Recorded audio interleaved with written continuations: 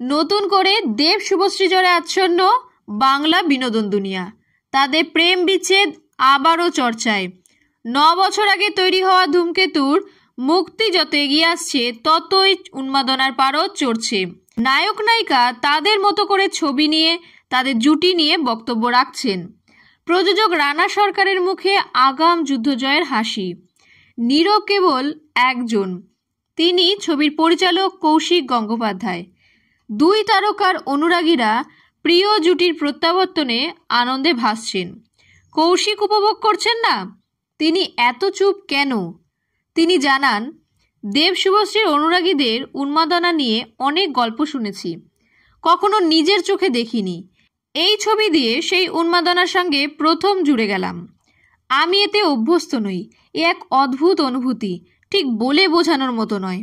শুটিংয়ে কি কি করেছেন তারা প্রশ্ন রাখলে পরিচালক বলেন, দেব শুভশ্রী যতবার শটের প্রয়োজন ততবার হাসি মুখে দিয়েছেন।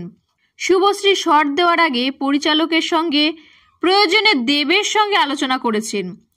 এছাড়া নৈনিতালে বরফের মধ্যে শুটিং, স্পট বয়দের সঙ্গে দেব বেলচা দিয়ে বরফ সরিয়েছেন। এতটাই ছবির মধ্যে ডুবিয়ে দিয়েছিলেন নিজেকে। আর রোমান্টিক দৃশ্যে ছবির শুটিংয়ের 3 বছর আগে বিচ্ছেদ ঘটে গিয়েছিল জুটির। দেব শুভশ্রী একসঙ্গে ছবি করেন না, পরিবেশ হালকা করতেই যেন স্মিত হেসে কৌশিকের আরও সংযোজন। ওরা প্রচণ্ড প্রফেশনাল।